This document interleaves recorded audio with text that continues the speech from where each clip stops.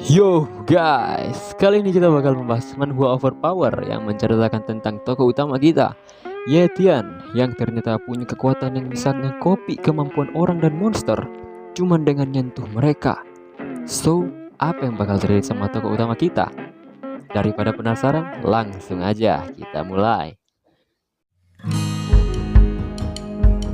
Cerita dibuka dengan Ye Tian yang sedang berada di tengah kekacauan. Lalu dengan perlahan petir berwarna kuning mulai melahap seluruh tubuhnya.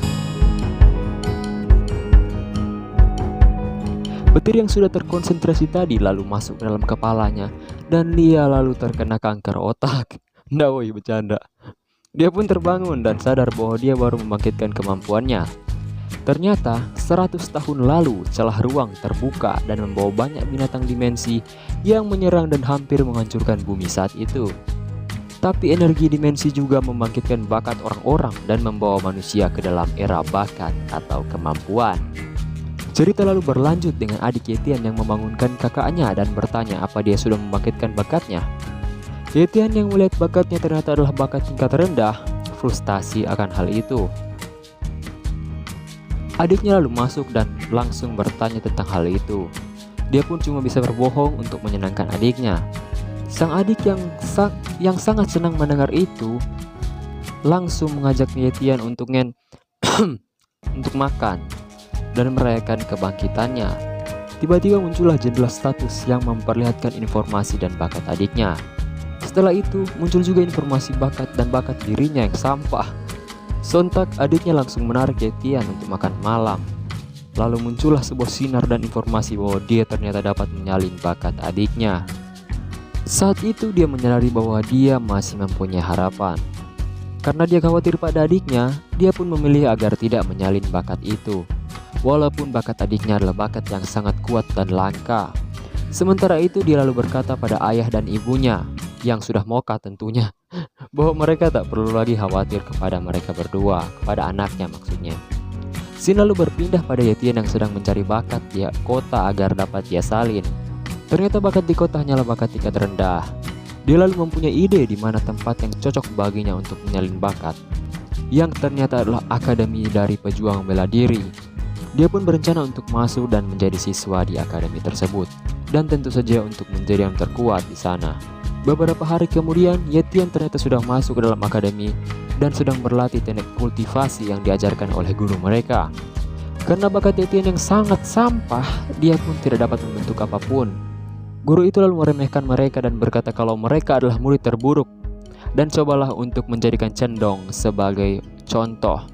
Setelah pelatihan, karena penasaran, Ye Tian bertanya siapa itu Cendong pada temannya. Temannya lalu menjelaskan kalau Cendong merupakan murid jenius yang dilatih langsung oleh kepala sekolah saat ini.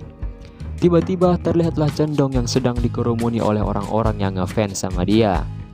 Ye Tian yang melihat itu ikut senang dong dan langsung pergi untuk menyapanya.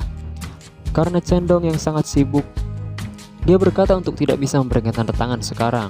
Ye Tian yang mendengar itu langsung menyarankan untuk berjabat tangan saja. Cendong pun setuju dan dimulailah sesi fanmade yang diakhiri dengan Ye Tian yang akan berjabat tangan.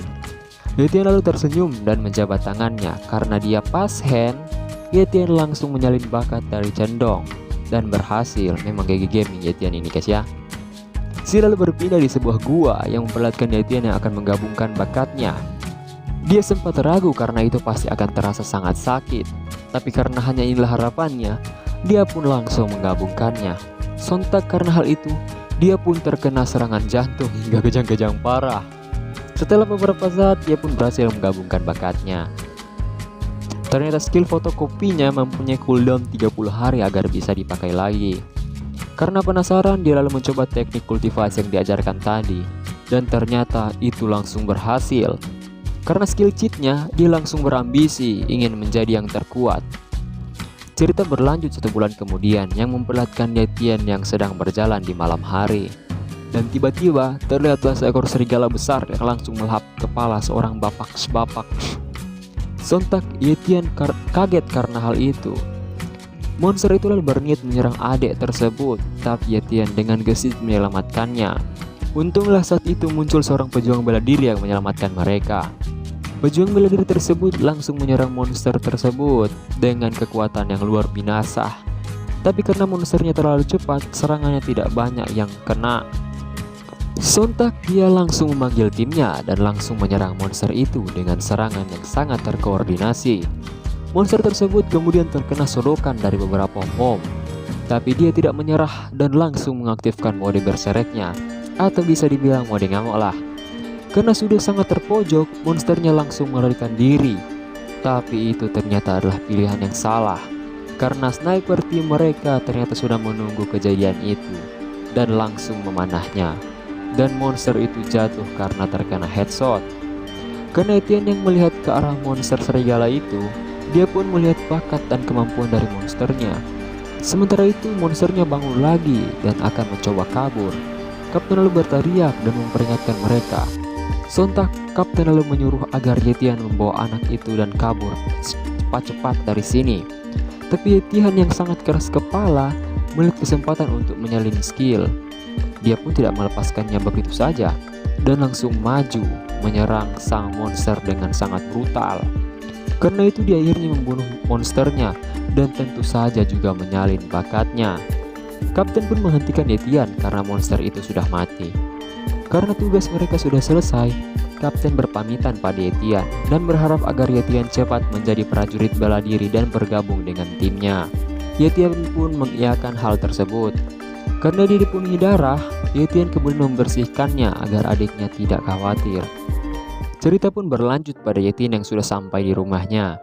Dia ternyata sudah ditunggu oleh adiknya hingga tertidur di sofa. Karena itu, Etienne langsung mengambil selimut untuk adiknya.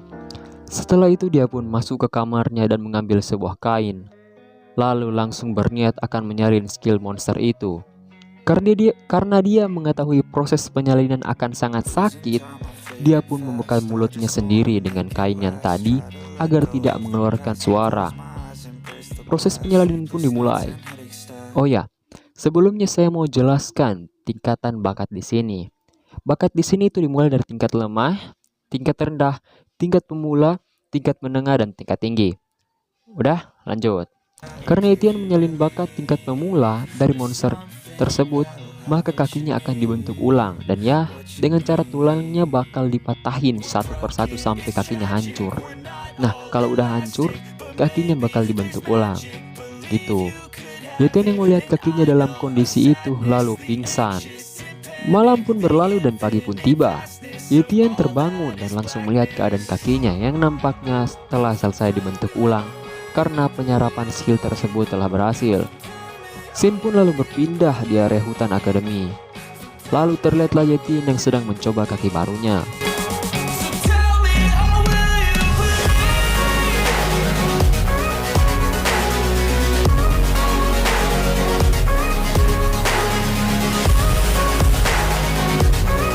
Karena hal itu, Etienne pun sangat terkesan dengan kecepatannya saat ini dan langsung berkultivasi.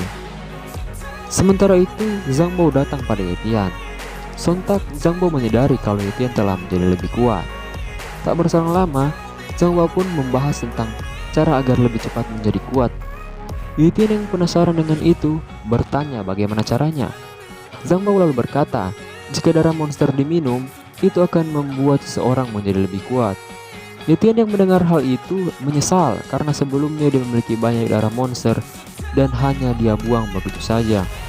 Zhang Bao lalu berkata ada cara agar mereka mendapat lebih banyak darah monster, yaitu dengan mengikuti ujian perburuan yang menghadiahkan darah monster bagi juaranya. Etienne yang mendengar itu tertarik dan berniat untuk ikut. Zhang Bao pun menawarkan agar Etienne masuk ke timnya saja. Etienne sontak langsung menolak tawaran dari Zhang Bao karena Zhang Bao dan timnya mungkin masih noob menurut pikirannya. Etienne pun langsung pergi dan berencana untuk main solo.